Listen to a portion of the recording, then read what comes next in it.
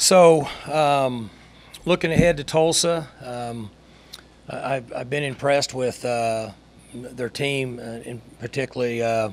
They fared really well on defense. Played excellent, in my opinion, in Michigan and then out west over the weekend. And put it together a little bit offensively the other night out in San Jose. So we've got to have a good week of practice. Try to focus on some things that we need to improve on from the last game. As I said afterwards, I thought we played flat in the first half, came out and played better in the second half. So need to get off to a good start in this game. Should be a really good game for everybody, obviously being in-state, and should be a full house, I'm guessing. A lot of Tulsa people, a lot of Oklahoma State people. So try to put a little game plan together in all three phases today and get back to work tomorrow. In a lot of games, Mike, in your history, even if the run game doesn't really click immediately, you keep grinding at it because, eventually it typically does work better. But would that be this kind of game this week, even if you don't get – because the other night you kind of – when you saw that you could get what you got out of the passing game, why abandon that? But because you got Texas the next week, you're getting into conference play, is it a real priority for you to run the ball really, really well this week? Not really. I mean, if they dictate that we throw, we have to throw. I like running the football. I believe in rushing the football myself, but I also know that it's a numbers game, and we have to try to take advantage of what the defense gives us. Offense determines tempo. Defense determines what the play is going to be for the most part. That's kind of been our motto over the last 15 years here. So do we want to rush the ball? Yes. Will we beat our heads against the wall? No. Is there anything in particular that really stands out about this Tulsa defense that they do well? I like 90. I like the nose guard. I think he's a really good player. I think it's 15 that plays on the edge. I think he's a good player. In the secondary, they know where they're at, it looks like. They're playing quite a bit of man for that structure of defense. So they must feel good about their ability to do different things. So I think the other guy is number 47. He makes a lot of plays. So I just like how they play. I think they're a good defense. I think they're playing well. And then, as I said, offensively, they put a little running game together and start throwing the ball better and played considerably better, in my opinion, in the second half. Michigan State's a difficult to play field or a difficult stadium to play offense in if you're the visiting team. So they've been successful on defense a long time there, and I think that was a tough deal for them. They had some problems with snaps. They lost about 40 yards or something on snaps in that game. So they're doing good, in my opinion, playing well. Mike, Bill talked about the run-pass ratio Saturday against McNeese, and everything kind of went out the window after you started subbing in the second half. But how did the offensive line look? Because obviously they're a big part of whether Chuba, the run game, really gets cranked up. They played so well at Oregon State. Did they drop off a little, or what'd you see? Yeah, two things. The offensive line was average, and Chuba put the ball on the ground. And put the ball on the ground, you're out. So he's not going to get his carries if he fumbles, and the offensive line was average. Coach, last week you talked about Cooper and his work ethic. How do you feel to see him get his way? We put him in there and let him score. He's become one of my favorites now just because of his journey to get to where he's at right now. Go through NEO and have success up there, and then walk on here and say I still want to play football. And then the work ethic I mentioned last week that he's put in, the time and effort. And young people in society today need to be rewarded for that type of work ethic. So that's a reward that we get him. And as he continues to improve, I see him getting more carries. He's slowed a little bit with a quad strain. He didn't practice much last week, but he wanted to get in the game and play. But he should be better this week. You said after. Oh, go ahead. Go ahead. And Red One Ryan, walked on and he got his interception. That's right. What do you think about how he's prepared? He falls in the same category. He's been a captain for us. He's been on our committee. He's big, involved politically on campus as a leader in the social environment with the students, and to be able to get in there and play and get an interception is pretty cool. So I enjoy seeing those guys have success. That's a fun part of my job. You said after the game that you were going to have a lot of guys to look at, especially once you started putting guys in the third and fourth quarter. Did you see anything out of the guys that came off the bench that you really liked? One guy that seemed noticeable immediately was Cameron Farrar, the freshman linebacker. He's like a missile. Farrar made a play or two, and Kropp made a couple plays. Hunley, the freshman defensive end, ran well down the field on kickoff and showed some speed and activity. He got blocked at the end, didn't really know what he was doing. But and then we had a number of young guys playing on both sides of the ball that got a lot of work in, and so we were pleased that we could get those guys in the game and let them play. Taylor went 4 for 4 at quarterback. I know nothing was really downfield, but right. He hit 4 passes. That's awesome. Yeah, that means it's good to get those guys in, and he, he's had the experience of playing in a big-time college football game. Was one of the MVP awards you gave to Amon. What do you think is his strength as far as being able to set the tone early with defense to let those younger guys have the opportunity? He's learning and getting a little better. You know, he doesn't have a lot of experience, and so each week he should and he has improved with his feel for the game. And as those guys play that position where there's so much activity and your eyes can get violated based on the style of offenses that we face today, the more you play, the better you get. And I see him improving a little bit each week, which will help clear his mind up so he can play faster. Is there an update on the timeline on when we see Calvin London? Guys, I don't know. Every week we check. It's a back, so it's hard to tell. I mean, you either feel good or you don't. When you get a little older, you understand that when you deal with a back. But we just kind of test him out each week, and then if we think that he's to a point where he can compete in practice, then we start to get him ready to play in a game. When you write your book someday, will the Tulsa game in 2011, will that get a whole chapter? Just that, or for that matter, I don't spell very good. It'd be hard for me to write a book. So, and I can't type to a certain extent. Yeah, I know. It was that was quite a experience. I'm guessing it's probably the longest one ever, right? I don't know if there's been one that was that long. Just all the different things. You had food, then you had to go find food, then they had to find more food, and and we were in you're in a small, cramped, hot, sweaty, humidity in that locker room was probably 95%. So it took a long time. Then we had the issue with Glenn's wife, and it was just a very unusual evening. And I saw forecast rain over there. It's supposed to be raining Saturday. That's what I saw. Maybe I'm wrong. I thought that's what I saw for Thursday and Friday right now. Oh, it is. So it's backed off on Saturday. Okay. So. But I mean, I know the athletic directors were out on the field talking a lot during that delay. Was there a point at which you said, "Let's pack and go home. Let's get out of here"? My first question is, why are they on the field? What? It's a lightning delay. Oh, right. They were though. They were on the 35. I remember. That would be the old got to have enough common sense to get out of the rain theory. Who was that, Bubba? Yeah. Anyway, I think once or twice somebody came in and said, "Do you want to play?" And I said, "Well, we're over here. It's already 1 a.m. Might as well play." And they said, what would be the determining factor where you wouldn't? I said, "I don't know. My bedtime is like 9:30 or 10, so I'm already at breakfast." But I know that got mentioned several times, and you would have to visit with Coach Holder and Bubba to even know what discussion was taking place there on the field in a lightning storm. Well, I know that they agreed if there's one more delay, we're out of here. That could be true. They didn't even tell me at some point. I just said, just let me know if we got to go out and warm up and play or if we're going home. Either way, I'm good. It's one of those deals where they try to get you in on the conversation, but you really don't have any say-so to make you feel good. It was already a weird kick for TV. Right? 9 o'clock or something like that. Yeah. You kick at 12:16. I mean, Yeah. did you ever catch yourself thinking, this is nuts?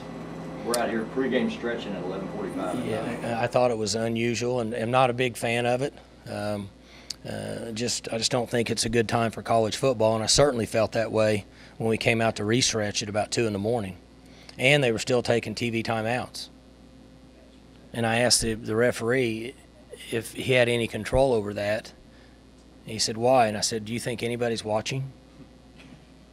I mean, nobody's watching the game, much less a timeout." So.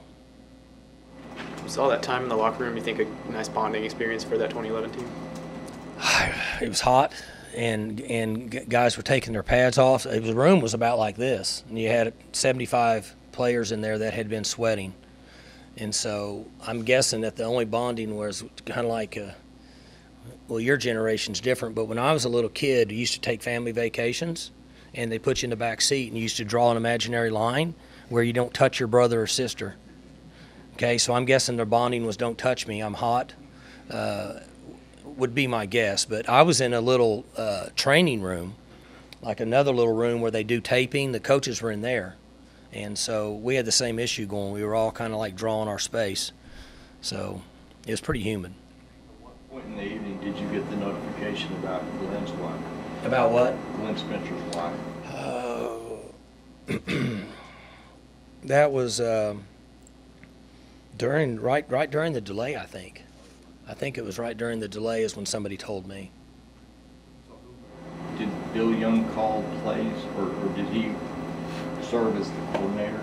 No, wait a minute. What am I saying? Bill was the coordinator. He then. was. Yeah, Bill yeah. was there, yeah. Glenn I'm was the sorry. assistant, yeah. So you get this 3.5-hour delay, and Glenn's wife passes away. Mhm. And I don't know how the hell you even think about football. Was it difficult? Yes. I mean, obviously, we sent Glenn. He left. And then it is difficult because we had been close with her during that process. You know, it's a long story, but she had become really close with our group during that process. So it was difficult. You know, I think for me, you fall back on what would Angela want, what would Glenn want. They would want you to do what you do. Like most of us, you tell your kids, hey, if something ever happens to me, you do this, take care of your brothers, live your life, whatever. Don't worry about me. Obviously, I'm a non-factor from this point moving forward. And I'm guessing that, he had to go, but I think, he said, hey, you carry on and do what you need to do. So. Is this the best group of receivers you've ever had after the catch in regard to having several guys? I mean, those 4 big pass plays the other night, 90% of that yardage was after the catch. Yeah, the year, Whedon's year, second year, we had a bunch of guys that could catch and run too. They were all pretty good. I don't know who was the best. I know that these guys seem to be doing well with the ball afterwards. Wallace can run, 8 can run. 17 is deceivingly fast. So 35, CJ, once he gets going, he takes almost 1 step per 5 yards. And that's the difference with him. It's a little bit deceptive of how fast he is. When you go to watch a high school player and you're evaluating them, if they're 2 steps every 5 yards, they're going to be pretty close to a 4 or 5 guy. Anything over that's lower, and anything above that is slower. And he's almost 1 step per 5 yards once he's going, so I don't know how fast he runs, but I know it's somewhat deceiving because of the strides that he takes. Wallace, I don't know if you really can get better at that, but like the second of his touchdowns, no indecision at all, no dancing. He cuts back inside and goes. Yeah, those are. I'm not sure that I know everybody talks about Dunn being a good coach. I'm not sure that he actually was involved in that part of it. I think there's some nature and ability, reflexes, and his ability to make a play was probably a big factor in that. That was something we didn't see a ton of from him last year, of all the things that he did do well. Has that always been part of his game, or is that? I don't know. You asked the same question Gage did after the game. How come he never did that last year? And I said, I don't know. You need to ask him. But he's done it 3 times now, right, this year, and so it stood out more. He looks faster. Maybe he's faster. Maybe he's, human body, the male human body develops up till 27 years old, so I guess maybe he's gotten a little stronger and a little faster. It certainly looks that way. Well, I guess only time will tell as the season goes on. You talked about CJ a little bit. The other day he said he really needed that year, last year, to get ready. How much has he progressed? Well, CJ needed more than a year. I mean, he was a long ways away from the structure and discipline it takes to play at this level. And to his benefit, he has come in and worked extremely hard. He's gained, 25 pounds. It looks like he's gained 50 from when he came in. He turned sideways. He looks like that pole right there on that rail. But he's worked hard, and he's changed his lifestyle and adjusted to our culture. Not that it was bad. He's not the only one. We have a lot of young men that are that way. But he was just kind of come and go. And so he didn't have any – he was nowhere near being ready to play last year, which is the case for most of these guys. But he has made tremendous strides, and his best years are ahead of him, and his ceiling is pretty high. He's going to be even stronger at this time next year and even faster, and should have another 10 or 12 pounds. He already can leap and has good ball skills, so it's pretty exciting to watch him improve. Offenses evolve. For instance, like Bill mentioned, the change from, how balanced the first week. It was a heavy pass, this week. The Cowboy backs, do you get a sense from fall camp and what you've seen in practice that they're going to come into the flow of this here pretty soon, and you feel good about them as a weapon? Well, they're in the flow. Based on the structure of the defenses we've seen, they don't get the ball much. So, I mean, they're involved in everything we're doing, but, you played a team Saturday that played quarters, and the safeties are setting down low, and that's basically their territory. So they're not as much involved. You got 3 linebackers inside. You got 2 safeties setting down low. You got 5 guys in the hash. You have 2 guys outside the hash. So most of your throws are going to go outside. I mean, football's a numbers game. It's pretty, coaches know that. It's no secret. But that area that they play in, those safeties are setting down there, and so those are things as a quarterback, once you mature enough, you try to avoid. Jelani Woods had great options in recruiting, right, when he committed to you guys and signed with you guys as a quarterback. And then it's presented to him. He said, Coach Yursich just presented to him, if you want to get on the field, you could try Cowboy back. You could be a tight end. And I guess with all the quarterback movement in the last year or so, it's really become kind of an astonishing story that this guy was so willing to make that switch to get on the field. And I talked to him about it Saturday night, and he said it took me 5 minutes to make that decision. But don't you just have a ton of respect for a guy to do what he's done? Yeah, he's watched Mason, so he knew that was an issue, and then he saw Taylor, and he watched Taylor in practice, and so he's probably adding up years in his head and realizes, I don't know if I want to do this for 3 years when I can get on the field and play. He was having a really good year last year before he got hurt, and so. And the truth of the matter is what the ability that he brings to the table is, if he continues on and stays healthy and works, is a pretty good tool for the NFL with what he can do. And he's fortunate that McIndoe's coaching him, because McIndoe's a former offensive lineman, so he leans heavy on teaching him how to block, because that's where he's going to make his money. And then his receiving skills are good because of his eye-hand coordination, because he played quarterback. But his willingness and ability to block could potentially get him to play this game for quite a while. So he's fortunate he has him. And, you're talking about a kid that never misses class, never shows up late, never fails any of the drug tests, does everything right. He fits our culture perfect. Never hear a word from him. And that's why he's having success. When he was a junior in Atlanta, high school junior, he probably thought, I'm going to play in the NFL, as a quarterback. Mm-hmm.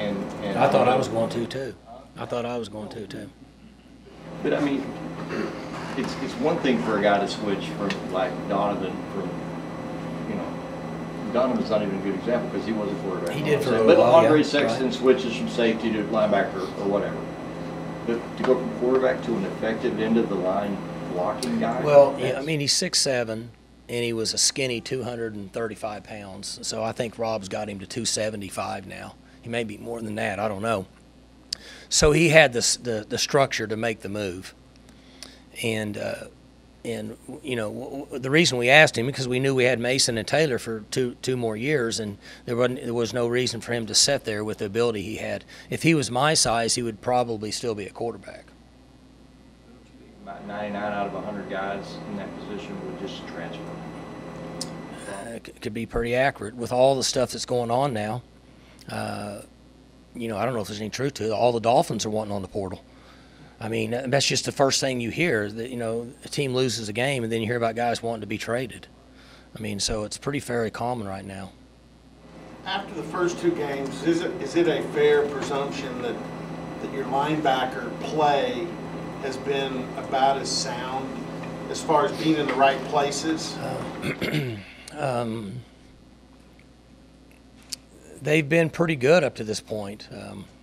They'll have a different challenge this week with the RPO system that they'll face. At this time next week, I'll be able to give you probably a much more accurate answer. This will be a little bit different challenge for them to see how they handle this situation.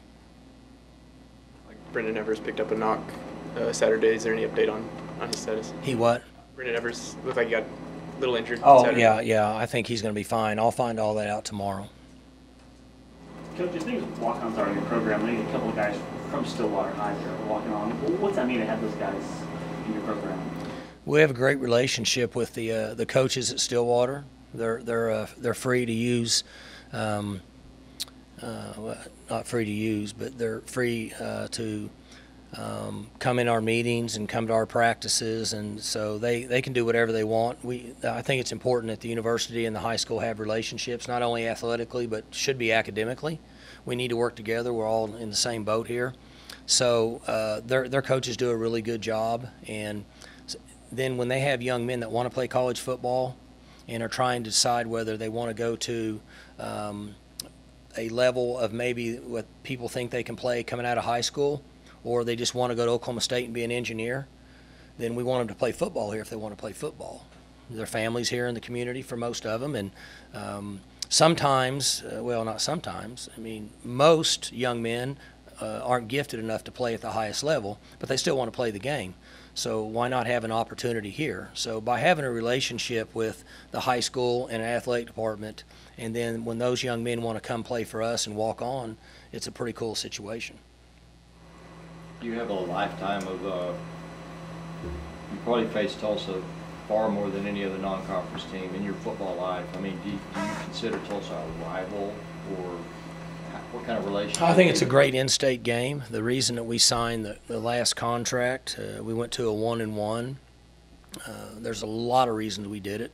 Many of them people don't care about. It's too complicated to get into. But so, one, financially, it's a good decision for both schools, in our opinion, what I was briefed on before we decided to go with it. It's a road game for us, but for Oklahoma State, essentially it's another home game. We have a lot of Oklahoma State people in the Tulsa area, and then even for Oklahoma City, you're 2 hours up the turnpike, and it's the same for Tulsa. So it makes sense for us to play. It's good for a lot of reasons, and so I just think it's a really quality game for both programs. You've got several guys on the team from Tulsa. Does that add any extra motivation for them playing in their home city? Oh, I don't know. I've never been the motivation part of what we do. I don't know anymore what with young people, what drives them. That's why we lean so heavy on preparation during the week. If I knew, we wouldn't have been so flat in the last game in the first half. Whatever I did to motivate him didn't work. So I think. Do I think that they enjoy playing in Tulsa because their friends and family can drive 20 minutes to the game? Yes, I do. Just like when we play in the state of Texas, the young men from there, their families can get to the game, and it's a pretty cool situation for those guys. Just off the wall on motivation, I know you like military history. Did you happen to see, because it got replayed a lot, even after the game, Jeff Monken, the Army coach, did you see his pep talk? I did not. Pre-game? Yeah, well, I need to borrow it. Obviously, it worked good. But I need to. carry over to your group, Right. his group. But yeah, it was a pretty good pep talk. Did it have to do with like holding guns and standing guard? Infantry on the patrol. That doesn't carry over to my guys, no question. But I need to have, we need to find that. That'd be good. Sounds like your halftime pep talk worked a little better, though. You know, it was basically a 12 to 15 second, 4-letter word motivation. Holder said last week. I don't think it was as detailed as Coach Munkins was at Army. Maybe it was detail. I think it was real detail. Shortest halftime interview on the radio network as well. Yeah, it was real detail, yeah. So your pep talk was more like a Todd Monken pep talk than a Jeff. Well, it was more like a Todd Monken and not a Jeff Monken. Yeah. It was a little General Patton-ish. If you ever read his book, you follow me on that. Coach Holder said last week that after the offense played the way it did at Oregon State, that you guys sold quite a few tickets last week, season tickets, and then you show up here Saturday against an FCS opponent, and it's 55,000. Just wonder what your reaction to that crowd on opening night was. You know, it's interesting.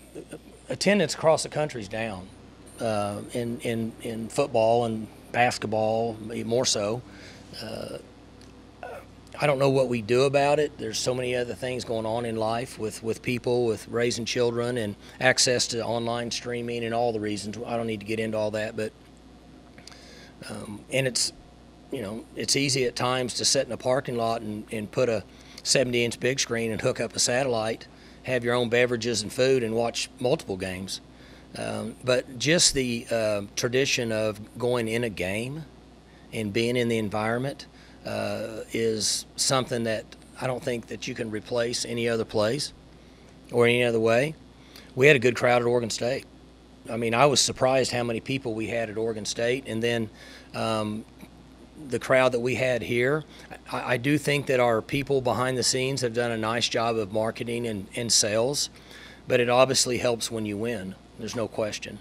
And so the fans and the people that come to the game, they'll never know how much it means to me personally, just for our players, because it's a, you know, this is an extremely difficult sport. I mean, it's every day, and for them to, they put in a lot of work. You know, we have 1,000 on the APR. They're competitive.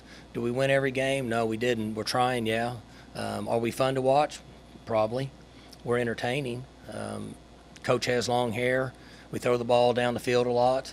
We tackle better this season so far, so it's pretty entertaining. So we're very thankful for the people that show up, and it makes a big difference. You know, the message I give them, I never say one way or the other because that's not my business. But if you ever start to not do it, I don't think people realize the impact it can have on your university. If attendance starts to decline and things fade away and football becomes not so popular, you'd be shocked of what happens to your enrollment and your overall feeling about your university. So the majority of the people that are at our games, outside of your students and your young people, are graduates of Oklahoma State. There's a percentage out there, I don't know exactly what it is, but I know that there's second and third and even some fourth generation people out here at our games. That's what makes this place special. It'll always be that way. And for them to show up like that, pretty cool. And it's huge for the university. 95 degrees and kick, too. Yeah, I mean, I was hot just standing down on the field. So, but it means a lot. And the tailgating. I mean, you drive over here past the soccer field, it's full of those big Winnebago machines, whatever those are. You can't find a parking spot in there. And then I come from the south from my house through the campus to get dropped off at the student union on game day before we eat dinner. Well, it's full. People everywhere. There's people walking. You can't get there. They're walking across the street, jaywalking. The stoplight says don't walk. They're still walking, and you know, and it's a good thing, right? There's just people everywhere. So we're lucky. It's pretty amazing when you think about it. When Terry Don was here, there was no tailgate culture, almost none. And you go from that to what you have now. There's two things that, in my opinion, everybody gets an opinion, right? We live in a world where everybody has an opinion. One, we started winning consistently, and two, we're fun to watch. So, as I've said for 15 years now, my goal is when the fans come to the game, no matter who we're playing, they know that if we play sound, we can win the game. So they'll come back and watch. They don't like coming to games if they don't think you have a chance. With the exception of maybe one or two teams. There's like, well, I'm going to go anyway. But they want to know that no matter what, you have a chance to win. I think those two things have contributed in a huge way to the tailgating and the attendance that we've had over the last 10 years. Last week you said Israel Anton was sitting on G, waiting on O. Is he getting closer? He's hanging over G, just not quite on O. It was just a technicality. I wish I could expedite the process, but essentially it's administrative issues that are out of our hands. And I don't have any information. If I did, I'd give you. Obviously, you're focusing on this team, but with how many guys you have produced going to the NFL, how much do you try to keep track of them and what they're doing, especially now that the season started? Well, Chris, the real deal, gives me a piece of paper, and I'll be getting it later today, or usually Tuesday because of the Monday night game, on everybody that's playing and what they did, this many tackles, this many carries, this many yards. We keep up with every one of those guys. They're an important part of what we do. We're at what, 19? How many of them made the cut? 12 guys are on active. 12 active right now, and then I think 7 on practice squads, something like that. So he'll update me on everything going on. We work all day Sunday, and so I don't ever see any games, but he updates me on what's going on, and we put all the new gear that we have for our team. We box up a nice package and send it to all of them and thank them for what they've done. And so it's a big part of who we are. We're working hard. As a group, there's a number of people involved in trying to reconnect with our alumni in football more so than ever. And our numbers just keep going up. The people we have back on homecoming, the alumni golf is, how many, 100 and what last year? 145 or something that take off on a work day and come and play golf, and we're here for the spring game. So those things were non-existent 10 years ago. And there's a group of people that are working hard in that area because that's really who we are. And these are the young men that we put a lot of time into, not just the NFL ones, guys that are in the real world and have real jobs. They're coming back and being a part of our team just like the other players. I know you haven't seen the numbers yet, but you're going to be happy with some of them. I know Chris Carson had a big game. Ogba had the only sack for the Chiefs yesterday. How important is that for when it comes to recruiting? Not only are you sending guys to the NFL, but they're having success now. No doubt. It's a big deal. I mean, young people that we're recruiting now, it's bright lights and things move fast, right? And they want to see success. Sure, they want an education, but 95% of them want to know how much you play on TV, what your uniforms look like, how many guys you put in the NFL. And so all those things factor in. Jim has said a couple of times that he's working to change the defensive culture here. What does that look like to you? What does a better defensive culture look like? I think the teams in this league, they're all doing it. They're all trying to change the culture of what the offenses are in this league. I mean, it is what it is. You go out there and people bring up the SEC, what's the first thing they talk about? Defense. People bring up the Big 12, first thing they talk about, offense. So I think he's trying to implement or put a strategy into place to let's start by having success, and then it's going to be different here defensively. The culture of we're not always going to rely on the offense to win every game. And it takes time, and it's not easy in this league, but I think he's on the right track. You mentioned how important it was to you to be able to get Drew out there, and Saturday he got to go out there, and it wasn't just to run out the clock, it was to throw some passes. How important and cool was that for you to see? One, he deserved to play. Two, he played well. We left him with the starting offensive line with him, I think, 2 series, so he could be with guys that he's practiced with. And then after that, we started to put other guys in hadn't got as much work, so it becomes more difficult for him, especially his position. But for what we asked him to do in those series, he was excellent. He graded out at 100%. I think he had 24 plays, and when I looked at his grade sheet, he was at 100% with what he did in his reads and his ability to get us in the right play and where he distributed the football.